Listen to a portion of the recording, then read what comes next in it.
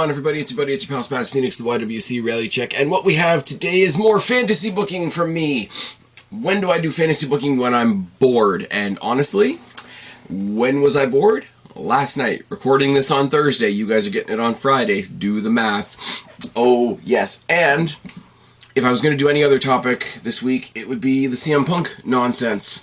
But I'm kind of exhausted by the CM Punk nonsense. I do not need to hear any more people defending a company mistreating their employee that much. So we're doing this instead. So while all the nonsense of the typical Wednesday night wrestling programming was going on, started scribbling, started taking notes, started thinking about what do I want to talk about in the good company. And there's really two conversations going on right now. One of them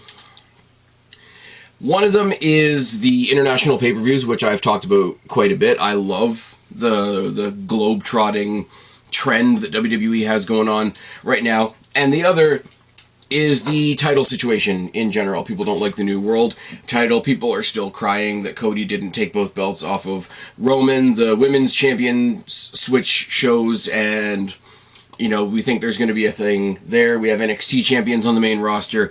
So the title situation, if you want to be nitpicky and not just enjoy the show, because that's what you tune into entertainment shows for, to be entertained, really there's two things going on here.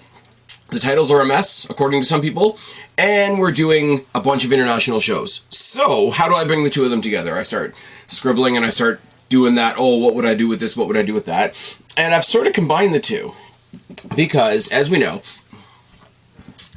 Chamber was in Montreal. Backlash was in San Juan, Puerto Rico. We're going to go to Saudi. Yes, I know some people are upset about it. It's fine. Money in the Bank is in London, England. And then we're finally coming back to the US for SummerSlam. And I say finally, no. Coming back to the States for an American company is not a big deal, except they've sort of globetrotted, and it's the first pay-per-view since WrestleMania that will be in an American stadium. Plus, it's a Big Four pay-per-view, so it's a nice little flagpole there. So what do? I put the two ideas together, and I say, what would I do, personally, to fix the title situation on the main roster? I'm not going to bother with NXT. We'd be here forever, and I haven't watched NXT in like 3 weeks. Let's be real for a second. How would I fix all the titles by SummerSlam? So I'm going to go title by title. We're going to talk about who has it right now. We're going to talk about any changes that I think need to happen to that title, and then where I think that title will be, or where I would put that title at SummerSlam. Hopefully that makes sense. I will say, this is just my opinion. This is just jot notes that I did last evening while I was watching other boring programming. This is just me throwing in a bunch of people that I like. This is me talking about titles the way I would want to see them done. If you want to do a response to this, if you want to throw your ideas down in the comment section, hit me up on Twitter at SpazPhoenix. Please give me yours. This is not, I'm saying WWE should definitely do this. This is just, some of these ideas aren't even carved in stone, like aren't even fully formed. This is just, here's some random ideas I had. So, very light, very, probably inessential. Hope you enjoyed it.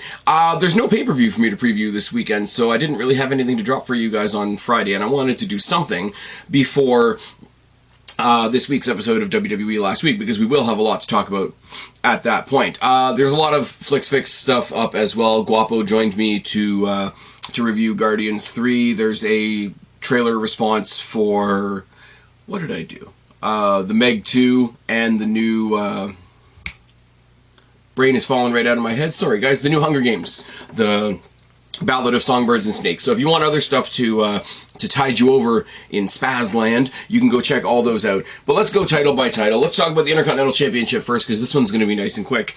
Intercontinental Championship got drafted along with Walter and Imperium to Raw. You don't really have to change anything about the Intercontinental Championship, honestly. The Intercontinental Championship has never been show-specific, other than to say that wherever it is, the U.S. title's on the other brand, but that's not a huge deal. It can hop shows. It doesn't have it's not blue or red. It's not the Raw Intercontinental Championship or the SmackDown Intercontinental Championship. And I know I'm on an island here. The belt design for the current Intercontinental Championship, it's not the classic design. I get it. But it doesn't hurt my feelings either. So leave it on Walter. We know he's defending against Mustafa Ali at Night of Champions. I'd kind of like to see Walter in the Money in the Bank match, because I think that's just something weird that I want to look at. But by the time we get to SummerSlam, I don't know how you get there. I don't know how you come around back to it, because he just lost the Battle Royal. I want to see Walter versus Bronson Reed for that title. Do I think he's going to win? Probably not. Let's be real. But set me up. Build Bronson Reed. They're sort of doing it, but they're sort of doing it in ways of, okay, we need to build this big guy, so let him run amok in the Battle Royal. We need to build this big guy, let him run amok in a multi-person match. They're not saying, here's Bronson Reed's, tally of victims. Let him go through all the typical ones. Let him go through Baron Corbin and The Miz and Dolph Ziggler and Mustafa Ali and all the guys you like to bury. Because at least if you're going to bury them for somebody like Bronson Reed. And Bronson Reed versus Walter would be a very, very different kind of, Big E special, the big men slapping man meat. And I think it would be a really fun match. The United States Championship is on Austin Theory. It got drafted with Austin Theory to SmackDown. No need for a change just yet, but if you wanted to slightly tinker with that belt a little bit, I would like something a little bit more subtle. Most recent comparison I can give is not a recent comparison at all, because I like the design of the old WCW US title, because it looked more like a plate belt, and the belt the flag in the center of the belt it looked like it was placed. It doesn't look like it was stamped on there like this one does. It kind of looks heavy, which is a really, really stupid thing to say about a title belt, but it looks like it's twice as thick as any other belt that they have, and maybe that's by design. Maybe there's something I'm missing about that, but it looks bigger and heavier than the world title, if that makes any sense. I really don't know how you get around to this, so excuse the randomness of it, but you break up the Brawling Brutes. You stop calling Butch Butch, and properly renamed or re-renamed Pete Dunne challenges Austin Theory and dismantles him. Dismantles him in the technical joint manipulation, take joy in hurting somebody way that old Pete Dunne, either the Pete Dunne that I saw in Destiny, or for most of you, the Pete Dunne that we saw in Black and Gold NXT or NXT UK. He takes that title off of Austin Theory, and Austin Theory is dismantled completely. Pete Dunne then takes a turn. He talks about the fact that after he left NXT UK couldn't even exist anymore, which is true. There is no more NXT UK anymore. But before NXT UK was even a thing, he won the WWE UK tournament, and he won this. And he pulls it out of the bag, the first iteration of the WWE United Kingdom Championship before it became the centerpiece of NXT UK. And he wears that around instead. Doing the old toss the US title in the bin, evil foreigner, blah, blah, blah. He's so full of himself that, he takes on his old teammates, he takes out Ridge, he takes out Sheamus with some scheming means, and then he goes on to do a heel slant on a open challenge at SummerSlam for his newly rebranded United Kingdom Championship, and it's answered by Grayson Waller. Because I just want to see Pete Dunne versus Grayson Waller. I don't want to see a babyface versus a heel. I want to see two very different types of heel. I want to see, and I've used this comparison a lot, but I think this works here. Grayson Waller is one particular kind of heel. A heel Pete Dunne is a very, very different kind of heel. Like, he's evil in the sense of, like, how much damage he can do to somebody. Grayson Waller is a more typical WWE, get everything by scheming means type of heel. You can do that. You can do heel versus heel, and I've always used this example. Give me Eddie Guerrero at his heel peak, Ric Flair at his heel peak, the dirtiest player in the game versus Mr. Lie, Cheat, and Steal. Who can be the bigger piece of shit? I want to see Grayson Waller versus Pete Dunne for the newly rebranded United Kingdom Championship in a who can be the biggest piece of shit match at SummerSlam. Give it to me. I know people aren't going to like the rebranding idea. That's fine. I'm just having a bit of fun here. It's fine. The Women's Tag Team Championships, the albatross of the WWE collection of titles, now that the 24/7 title is gone. Now, I could have included the 24/7 title because that could have been fine. We just dropped that literally in a bin as well. But, different story for a different day. Raquel Rodriguez and Liv Morgan are your current tag team champions, and Liv Morgan is carrying an injury both in storyline and in real life. Now, they're already in the crosshairs of Shayna Baszler and Ronda Rousey. So the story, as I see it going right now, is that they're going to keep on picking on Raquel while Liv is gone, because while Liv is gone, they can't defend their titles. So they're just going to keep taking on and keep taking on and keep taking on and keep taking on Raquel Rodriguez as a solo individual, and they're pushing Raquel Rodriguez like a powerhouse. So it's going to be that the only way that they were able to do this is because they have a double team advantage. They have the MMA background. They've known each other a lot longer, etc., etc., etc. Now, separately on SmackDown, you have another set of tag team championships in Isla Dawn and Alba Fire. Now, they can have a couple cursory title defenses on NXT just to say, hey, we carried these titles over onto SmackDown. Who's going to challenge us and whatever. Eventually, Shawn Michaels and Adam Pearce are going to come together and be like, look, we thought you girls were going to do this on your own. Indy Hartwell knew what to do with an NXT championship when you get called up to the main roster. Hell, even a trailblazer like AJ Lee knew what to do with an NXT championship. When you get called up to the main roster, you relinquish it so that people after you can have the same accomplishments as you. But here's the thing, we'll sweeten the deal. Adam Pearce, Shawn Michaels, they've talked about it. Because you've done the right thing and relinquished the titles, you get a shot at the WWE Women's Tag Team Champions, Raquel Rodriguez and Liv Morgan.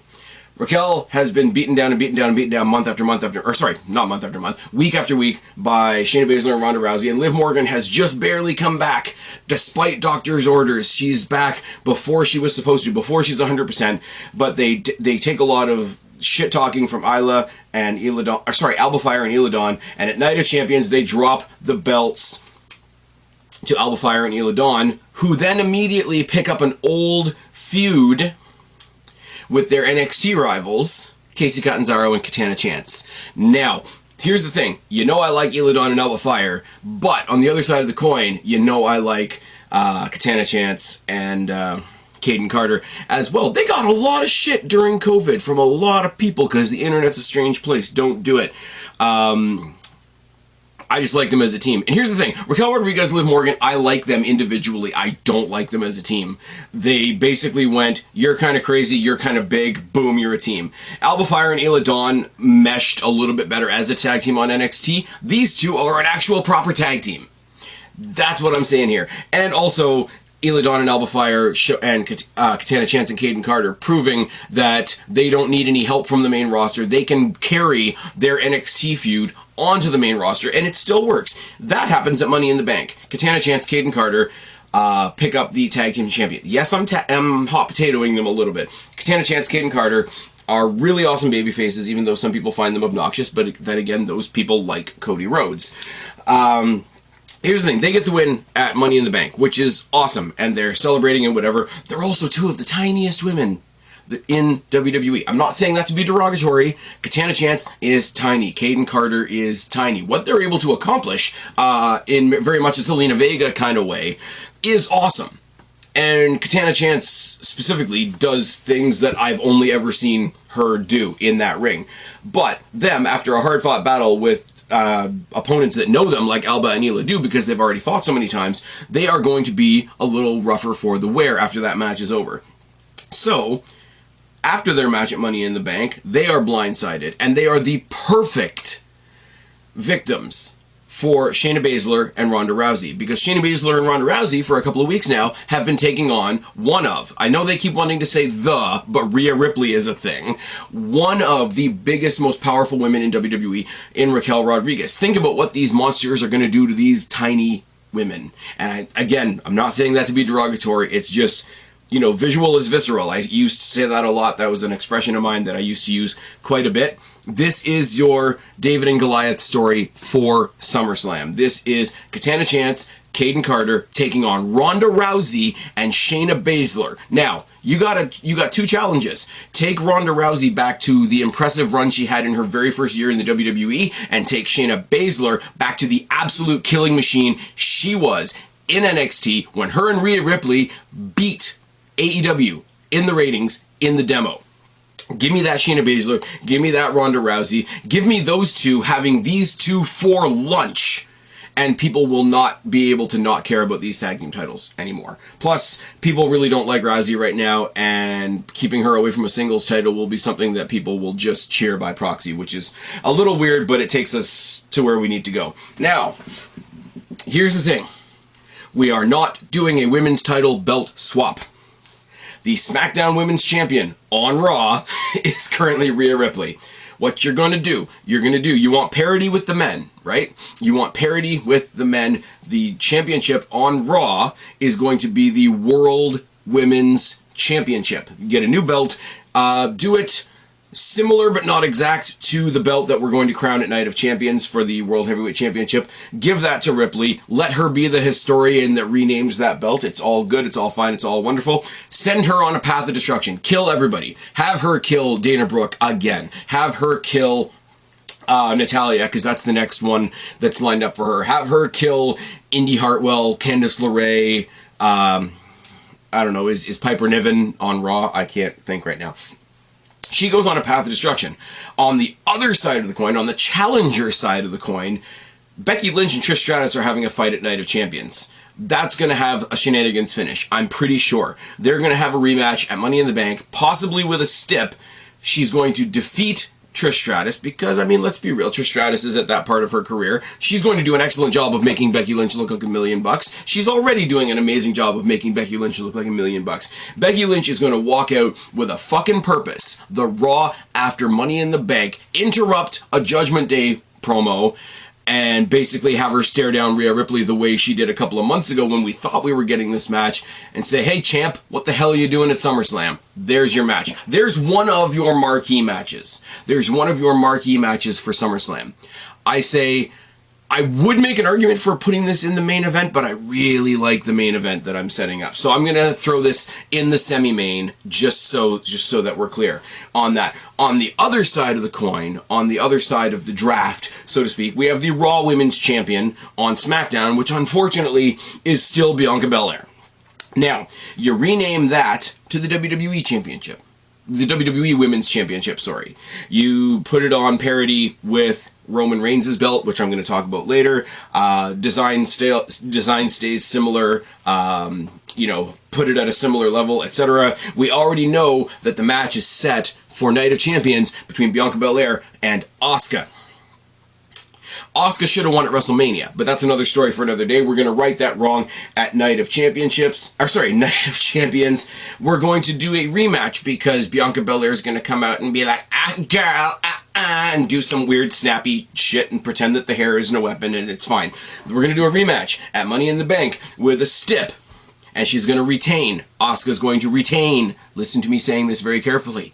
Bianca is going to lose 2 on the bounce, and people on Twitter are going to lose their shit, and I'm going to laugh. Same night, Io Sky successfully broken away from Damage Control, because I think that's what's going to happen now. I don't think Io Sky and Dakota Kai are going to turn on Bayley. What's going to happen is Io Sky is going to rise above Bayley and Dakota Kai and go on this wicked babyface turn. Io Sky, awesome at Backlash. We saw how over she was in Puerto Rico. Let's continue that motivation moving forward, which is why Dakota Kai and Bayley are talking down to her the past couple of weeks, if you've been paying attention. Io Sky wins Money in the Bank. Io Sky wins Money in the Bank and cashes in the next night and says, no, I'm not going to sneak up on you, Asuka. I'm not going to, beat you over the head with the briefcase. I'm going to tell you right now that you and I are fighting for that championship at SummerSlam. Boom, there's your next match. Now, here we go. Here's where we have some fun now, right? Because you thought I was going to leave Roman till last. No, I'm going to talk about Roman right now. The WWE Undisputed Universal Champion Roman Reigns. Because he's got both belts representing both shows, except both belts don't represent both shows anymore because Raw has a championship we're going to talk about in a little bit. So, Adam Pearce says, I don't care which one you keep, I don't care which one you toss, but you're one champion, and you're going to carry one belt because you're only on one show now. Oh, yes. And from there, we get him basically dropping the Universal title for the simplicity's sake and just have him carry the black belt. If you want to modernize it a little bit, absolutely fine. You have the better looking belt on Raw. If you want to keep the SmackDown WWE Championship looking basically the simple way it does now, I have no problem with that. But you get rid of all the accessorial language. It goes back to just being the WWE Championship. Here's the thing. Roman and Solo have a tag team match against Sami and KO at Night of Champions. The Usos are going to cost them that. Oh yes, because I don't think people in the Twitter discourse could take it if Roman has to carry any more belts. Because let's be real, he can hold one in one hand, one in the other hand. He could even put that world title around his waist, which would make me laugh. But carrying 4 belts around just ain't a thing, is it? So the Usos are going to cost Roman and Solo the tag team titles at Night of Champions, and there you're going to see the beginning of the disintegration of the bloodline. Now, after the Usos interfere and cost the match, it's going to be Solo that eats the pin. So with the Usos fucking off and finally being independent, Roman's going to turn on Solo and blame him for the loss instead. You know, you lost the match for me, you couldn't keep your brothers in line, what good are you, whatever. Solo's going to walk out.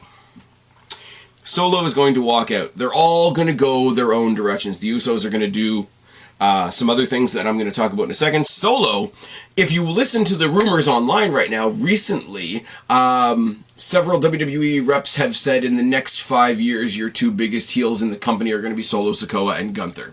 I'm absolutely okay with that. So they don't even attack Roman. They don't even get a match with him right now. They don't do any of that shit. They do the next best thing, which is like, dude, we're just done with you. You just don't matter anymore. You don't have anybody to sick on us because we're the ones that you would have sicked on each other. Roman is by himself. He is at the whims of the company once more. He is at the whims of his promotion. And his promotion wants a big marquee match. It's not going to be the main event. We're getting to the main event. But they want a big marquee match for SummerSlam. It's a big signpost. It's a big 4 pay-per-view. They want big name Roman Reigns that they've been building for all this time against another big name that can get them worldwide acclaim, that has recently got them worldwide acclaim. And at a time where Roman finally has no backup, you bring in somebody who is a nice guy, who wouldn't take advantage of the backup, but definitely has a lot, and is rolling off of a whole lot of momentum from Backlash. SummerSlam. You do Roman Reigns on his own with absolutely no help defending the WWE Championship against Bad Bunny. Because why the fuck not? I don't think you do an LWO heel turn, anything like that, but I think all of the LWO, with how successful they are right now, with all the momentum they have right now, hyping up Bad Bunny, reminding everybody how cool he was in Puerto Rico, and setting up another celebrity match akin to what Roman Reigns and Logan Paul did in Saudi Arabia last year, would be fantastic. Do I think Bad Bunny's going to win? Obviously not. I think it would be a lot of fun. I think it would show that they still see Roman, even after everything falls apart in his life, they still see him as a big marquee thing. But putting him in another celebrity match means we're definitely focusing on other things this evening on SummerSlam. And that is okay. Roman Reigns versus Bad Bunny for the WWE Championship somewhere on the mid-card. Now, tying into all of that is, in fact, the WWE Undisputed Tag Team Championships. Now, the Undisputed Tag Team Champions right now are Sami Zayn and Kevin Owens. Sami Zayn and Kevin Owens are exclusive to Raw. They are going to defend the WWE Undisputed Tag Team Championships one more time. They defend successfully, like I've just said, against Roman and Solo at Night of Champions. Pierce renames the titles that they get to keep, not the Raw Tag Team Championships, but in fact the World Tag Team Championships. Asks them, and they do, because, they're not assholes and they're not stirring the pot. The SmackDown Tag Team Championships are taken back to SmackDown, renamed the WWE Tag Team Championships, and they sort it out in a tournament, whatever. It's not really important to what I'm saying right now. I'm going to say that tournament on SmackDown is won by the Usos, just so that they can go back to Roman and say, look, we left you behind and we got our glory back. That's absolutely fine. That's sort of a mini cap to the story. Sami and KO go on to Money in the Bank to defend those titles against the tag team that beat them just this week, the Judgment Day. But it's not the Judgment Day that beat them this past week on Raw. Oh, no, no, no, no, no. It is Damian Priest and Dominic Mysterio. Judgment Day go on to win, obviously, because they cheat. And Adam Pearce, he says he can't exactly undo what they did at Money in the Bank. I can't, the referee's decision is final and whatever, but I can think of two guys that have been on the shelf, tag team-wise, for a long time. One's been sort of wallowing on the roster, one's been on the injured reserve list, and they'd really like to sink their teeth into some tag team gold. Adam Pearce announces at SummerSlam that the Judgment Day, Damian Priest and Dominic Mysterio, are going to be defending those new World Tag Team titles against a reunited Johnny Gargano and Tommaso Ciampa DIY, backed up by the rest of this new version of the way that they're putting together, which I think is lame, but that's another story for another day. You get the Judgment, how banter the Judgment Day are, how banter DIY are, and backed up by the way as well. Imagine DIY with Dexter Lumis in their corner, or possibly JD McDonough. That's something that could be coming down the pipe as well. We all know what Rhea Ripley's going to be doing at SummerSlam already. She's going to be focused on Becky Lynch. It all works out. It's all fine. Judgment Day versus DIY, SummerSlam for those tag team championships. I'm not going to say who wins, but I think you guys can figure it out. Everybody I'm putting in these matches are people that I like on both sides. So I'm setting myself up a bunch of SummerSlam matches that are all win versus win, and I win either way. Now, what do you do? Oh, with those tag team titles, by the way, here's another thing that's going to make me really, really unpopular. I'm going to take them off the colored straps. I'm not going to change the design of those belts at all. You know why? Because they are the titles that make the most sense in the entire WWE. What is it? It's tag team wrestling. It's two warriors going to war. And what is on those tag team title belt plates? It's two warriors going to war. They're not changing. In fact, just to bother people, I might change them from silver back to the copper. Bring back the penny belts. They made sense. They absolutely made sense. So no, I'm not changing the design of the belts, but yes, I'm getting rid of the red and the blue because that didn't really make any sense. I like the copper because it was different. Every other belt you see out there, other than some really extremely weird looking ones, is usually black strap and gold or silver or a combination of both. Now, we're going to talk about the World Heavyweight Championship belt in a second, which people are berating for being a mostly gold belt with a silver logo in the front. But those are people that watch AEW, look at that title belt, their arguments are invalid. Oh yes. So let's move on to the new World Heavyweight Championship that's going to be decided at the Night of Champions between Seth Rollins and AJ Styles. Now, it doesn't make any sense that we are establishing a Raw Championship between a Raw superstar and a SmackDown superstar because it's obvious that it's going to be Seth Rollins in real life. Let's be real for a moment. But the fact that they have included AJ Styles, who is on SmackDown with his faction, the OC, provides me the opportunity to do the opposite, to go against the grain, to go against, well, everybody thinks they're going to do this, so I'm going to go do this instead. Rollins versus Styles at the Night of Champions. Styles wins. Adam Pearce lets him know after the match, hey, this is the Raw Championship. Congratulations, we're happy to have you as the new World Heavyweight Championship, but it means you have to come over to Raw. AJ Styles, on the other hand, no dummy, even though some people like to say he is, which is weird, he wasn't drafted to SmackDown as an individual talent. He was drafted as part of a unit known as the OC. So now, the OC comes over to Raw, which to me makes a lot of sense in a lot of ways because they're going to get super faction heavy on SmackDown. And there's, there's Judgment Day and Imperium on Raw because they haven't technically officially put the way back together yet. So I think having one more faction on Raw is a nice, neat little touch. Seth Rollins and AJ Styles have ridiculous respect for each other after their match. It's babyface. It's absolutely fine. They don't really do much to each other than they both agree that each other was like their biggest challenge, and you have one of those mutual respect promos that starts off Raw that people seem to hate for some weird reason. It's interrupted by the Judgment Day and Finn Balor, who absolutely cannot stand all the nice guy stuff. So, while we build to a respectful rematch between Rollins and Styles at Money in the Bank, you also have the Judgment Day and the OC sort of starting to kick off a group battle type dynamic to set up some longer stories for later on down the way as well. We do the match again. They do some kind of step on it. I would love to see Styles Rollins, not a full Iron Man match, but maybe a 30-minute Iron Man match between the two of them would be absolutely fine at Money in the Bank, because you know what else happens at Money in the Bank? Finn fucking Balor wins Money in the Bank. He comes out after their 30-minute Iron Man match, attacks both of them with all the Judgment Day in tow, and announces that he, representing the Judgment Day, will be main eventing SummerSlam when he takes on AJ Styles for the World Heavyweight Championship. Boom. Absolutely ridiculous. I'm waiting for every single comment down in the comment section below or on Twitter at Spaz Phoenix to tell me I'm absolutely out of my mind. But I think that would be so fucking good.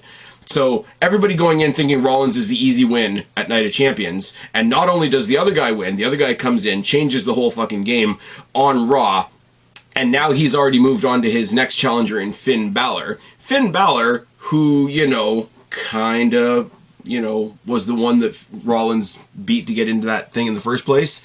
I think it's very cool. I think eventually, down the line, you do a triple threat with all three. I think eventually Balor gets that title and he has to defend it up against Rollins, because it's not like those two have bad matches. The triple threat between the three of them would be fantastic as well, but I'm sticking with it. I'm sticking with Styles has his, he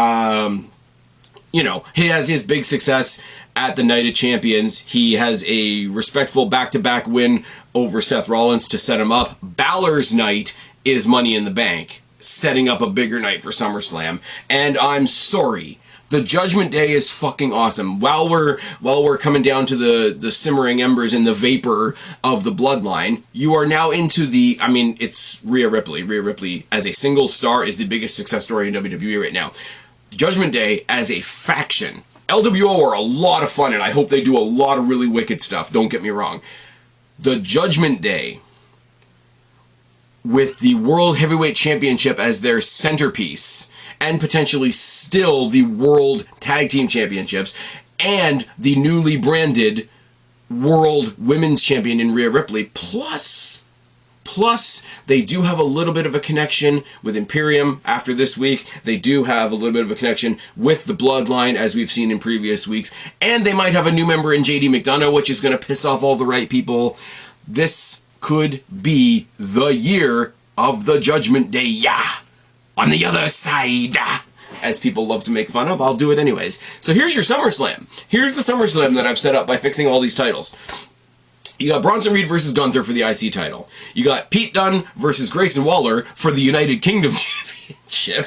You've got Ronda and Shayna, let's be real, absolutely killing Katana Chance and Caden Carter. You've got Rhea Ripley versus Becky Lynch for the World Women's Championship. You've got Io Sky versus Asuka for the WWE Women's Championship. You've got Roman versus Bad Bunny for the WWE title. You've got the Judgment Day versus the newly reunited DIY for the World Tag Team Championships. Usos, I haven't fit into this card anywhere, but put them in there against anybody for the newly renamed WWE Tag Team Championships. And in the main event, you have the World Heavyweight Champion AJ Styles defending against Mr. Money in the Bank, Finn Balor. I'm sorry, I know none of this is going to happen, but some of it would be a lot of fun. Anyways, let me know what you guys think. I've been Spaz, your YWC Reality Check. Subscribe up there, talk to you on there, start a conversation, keep all these conversations going. Don't be a stranger. I will talk to each and every last one of you later, but for right now, I am tagging out. Bye, guys.